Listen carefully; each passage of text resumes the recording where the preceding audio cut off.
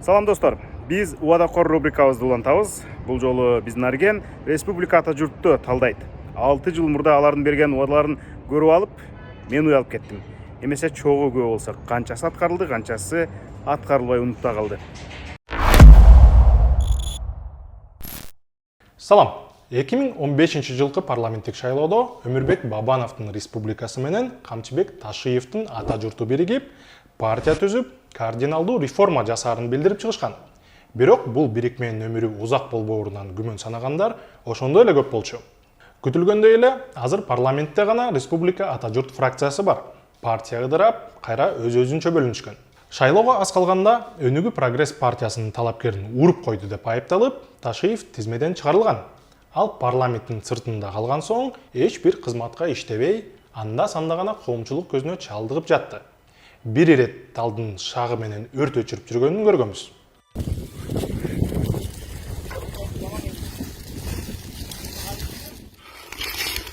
Октябрь окуяларында досу Садыр Жапаровду түрмөдөн чыгарып, бийликтин башына алып келди да, өзү коопсуздук кызматын башкарып калды. Бабановду өзүңөр деле билесиңер. Саясаттан кеткенинен кайтканы бар. 2017 жылы ага кылмыш иштери козголуп, натыйжада саясатты желкемдин чуңкуру көрсүн деп калды эле. Октябрь окуяларында аянтта пайда болуп, Садыр Жапаровго каршы топко кошулду да, премьер-министрликке умтулду. Жетпей калган соң, кайра Садыр Жапаровдун колун кармады. Март айында бюджетке өз ыктыяры менен 100 миллион сом төккөнү кабарланып, Жээнбековдун тушунда козголгон кылмыш иштерин жаптырып алды. Бай кылып берейин, жушу керек да силерге, туурабы? Бай болгулачы силер, бай болгулачы. Силер бай болсоңор, бардык болот. Ээлери жөнүндө эки ооз кепти уктуңуз. Эми партия эмне убада берди эле? Аткардыбы, жокпу, кенен чечмелейли.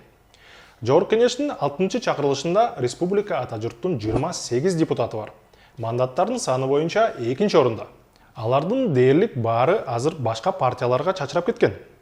Ушунун өзү эле партия убактылуу гана союз болгонун, эч кандай алысты мейлеген стратегиялык бирикме болбогонун далилдейт. Азыр көчмөн депутаттардын ызычууга, мыйзамсыздыкка атарлашкандарын белгилейбиз. Азыркы спикерден баштасак, Жапаров менен Ташиевке түрмөдө тагдырлаш болгону Талант Мамытовдун жылдызын жандырды. Октябрь окуяларынын шарданында спикерликке кошо президенттин милдетин аткаруучу болуп турду. Азыр ал парламенттин төрагасы. Көпчүлүк Мамытовду Матраимовдун адвокаты деп таанышат. Анткени ал жетектеген атайын депутаттык комиссия Матраимовду актап чыгышкан. Кийин журналисттер Мамытов Матраимов достугу, туугандарын бири-бирине кызматка орноштуруу менен бекемдетилгенин далилдеп чыгышкан.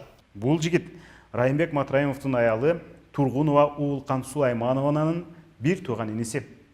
Демек, Матраимовдун кайнысы Мамытовдун жанында болуп, кеп кеңештерин берип турган.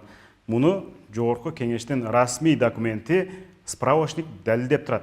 Матраимов демекчи, анын октябрдагы парламенттик шайлоого алып чыккан Мекеним Кыргызстан партиясына республика ата журтчулардын бир тобу көчүп эле киришти. Дароо көзгө Алиярбек Абжалиев урлан. УКМК бул депутатты мыйзамсыз байган деп эсептейт. Расмий маалымат боюнча, ал кеминде 20 элиталык батирдин, көптөгөн жер тилкелердин, Туркияда жана Бириккен Араб Эмираттарында кыймылсыз мүлктүн ээси экен. Бул маалымат тарагандан кийин Абжалиев өлкөдөн качып кеткен. Азыр кайда экени белгисиз. Мыйзамсыз байган деп ага быйыл айып тагылып атат. Ага чейин билинген эмес. Албетте кудасы президент болуп турса, кайдан билинмек? Ушул эле партиядан дагы бир жаш депутат Марлем Маматалиев да Райымдын партиясынын этегин кармаган. Октябрь окуяларынан кийин ал партия кантип добуштарды сатып алганын айтып чыгып, өз абийирлерин өзү төккөн. Агитаторлор боюнча, агитаторлорду мына мен жүргөн партияда эбегейсиз, чексиз агитаторлорду алдык дагы, аларды оформдеп эле, алар аркылуу айлык катары кылып койдук да. Мындайча айтканда, даже пара берүүнү мыйзамдаштырып койгон да. Ал эми шаардык кеңешке шайлоодо Ынтымак партиясын сүрөп чыкты. Бизге жеткен маалыматтар боюнча, бул партияны Маматалиев парламентке таптап жатканы айтылууда. Атасы кадр кызматын башкарып, апасы парламентте иштеп жатса, кантип мындай кылууга болбосун? Ата баркы менен саясатка келген Бактыбек Сыдыков да республика ата журттан убагында Мекеним Кыргызстанга секирген. Ошол жана башка партиялардын айынан шайлоо жыйынтыгы жокко чыгарылгандан соң жаңы бийликтин тилинде атапты. Өзү 2007-2010 жылдары жетектеген Манас аэропортуна кайрадан барды. Бирок коомчулук, аэропорт кызматкерлери аны кабыл албай, ызы-чуу чыгып, бийликтин күчү менен отуруп калган. Кантсе да узак отурбады. Февралда кызматтан алынды. Анын аэропорттогу жетектөөсүнө каршылардын жүйөсү негиздүү. Себеби Сыдыковдун үй бүлөсүнүн Акка компанияларынын тобу Манас аэропортун авиакеросин, тамак аш менен камсыздап турган. Бул учурда Бактыбек Сыдыков Манасты жетектеп тургандыктан кызыкчылыктар кагылышы болгонун Азаттык иликтеп чыккан. Сыдыковдун уулу Алымбек Бактыбеков Бишкек шаар кеңешине депутат болгонун эске алганда, бул кландын 3-чү мууну бийликке келатканын биле аласыз. Аида Исмаилова коронавирус күчөп турган өткөн жылы вице-премьер-министр болгон. Коомдук ишмерлер жана ыктыярчылар аны мамлекеттик структураларды коронавирус эпидемиясына даярдаган эмес, бөлүнгөн каражаттар туура колдонулган эмес деп айыпташкан. Андан тышкары эпидемиянын биринчи толкуну күчөп жатканда Исмаилова ишин таштап Биримдик партиясы менен шайлоого кетип калган. Бул жылдын январь айында Исмаилова эпидемия учурунда кетирилген каталарды иликтеп жаткан Фимполго суракка чакырылган. Булардан тышкары Тарьел Жоробеков, Жыргалбек Турускулов да мекенимге кошулуп кеткен. Ал эми Табылды Тиллаев менен Бактыбек Райымкулов жон гана кошулбастан өзү коррупционермин деп күнөөсүн мойнуна алган Райымбек Матраимовду аппак деп митингтерде жүрүшөт. Бийлик киминде болсо ошонун колтугуна кире качкандар булар эле эмес. Республика ата журт менен парламентке келгендердин 9-у өткөндө Биримдик менен шайлоого барышкан. Акылбек Жамангулов, Айбек Алтынбеков, Пархат Тулендыбаев, Махабат Мавлянова, Сагындык Келдибаев, Аида Исмаилова, Динара Исаева, Нурбек Тотонов жана Абдылбек Дүйшалиев. Бул партия кантип жогорку кеңешке кирген? Буга жөнөкөй эле жооп бар. Биринчиден, албетте, акчалуу партия. Экинчиден, республика ата журт бирикмеси башкалардан калбай вагон-вагон убадаларды таратып, Кыргызстанды өнүктүрөм, жыргатам деп элдин ишенимине кирген. 6-жыл депутат болуп отурушат. Программасы ишке ашып турбу? Текшерейин деп расмий сайтты издеп баштадык. Таппадык. Үгүт үчүн түзүлгөн сайт бүт маалымат менен кошо жок болуп кеткен көрүнүш буларга дагы мүнөздүү экен. Бирок интернет эч нерсени унуттурбайт. Сайттын копиясы веб-архивде сакталып калат эмеспи? Казып чыктык. Андагы программасында Конституцияга тийиштүү 4 блок жана ар кандай программаларга арналган 15 пункт бар экен. Биринчи эле Конституцияга токтололу.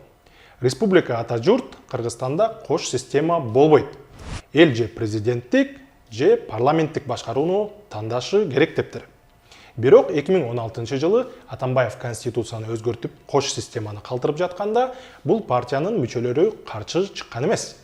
Бул жөнүндө Али Тактакуновдун «Хоп позиция депутаттар» деген иликтөөсүн көрүүгө сунуштайм. Кыскасы, республика жана ата журтчулар тескерисинче өзүнүн засын аябай Атамбаевдин Конституциясын колдоп беришкен. Бул партиянын мүчөлөрү прокуратура жоюлат деп да убада бериштир. Бирок ал ишке ашкан эмес. Азыркы башкы прокурор Курманкул Зулушев так ушул партиянын депутаты болчу. Бул партиядагы кумтөр маселесин көтөрүп чыгыптыр. Бабанов кумтөрдө Кыргызстандын үлүшү 51%га чейин жетиш керек, же бул кеңдин улутташтыруусун талап кылабыз деп айтышкан. 3 айдын ичинде же 51%ын Кыргызстанга өткүзүп бересиң, же болбосо биз аны улутташтырышыбыз керек элим. Кумтөр эч кандай улутташкан жок. Центрадагы Кыргызстандын үлүшү 27%га түшүп кеткен.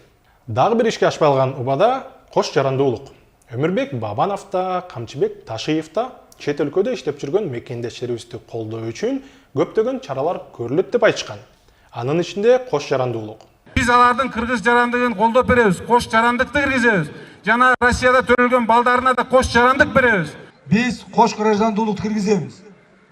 Россияга барып, Казакстанга барып иштеген балдар кыздарыбыз кайра Кыргызстанга кайтып келгенден кийин бул жерде сөзсүз түрдө кайрадан Кыргызстандын граждандуулугу сакталып калыш керек.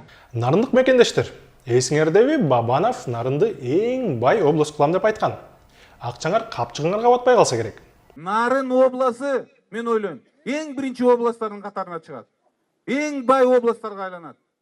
Улуттук эсеп комитетинин маалыматы боюнча 2020 жылы Нарын областындагы орточо айлык 18 000 сомдун тегерегинде. Себеп дегенде ушу темир жол аркылуу, Кудай урса, бардыгыңарга жакшы мүмкүнчүлүк түзүлөт элим. Тилекке каршы темир жолу салынган жок. 6 жыл ичинде бул тема жогорку кеңеште да, эл аралык сүйлөшүүлөрдө да жаңырып жатты. бирок проект дагы эле ордунан жылган жок. Ар бир ишке ашпай калган убаданы талдай берсек, убакыт жетишпей калат окшойт. Ошондуктан калгандарын үстүртөн айта кетели. Педофилдерге өлүм жазасы. Ош дүйнөлүк маданий борбор болот. Энергосистемада ортомчу компаниялар жоголот. Мэрди шаар тургундары шайлайт. Жана башкалар.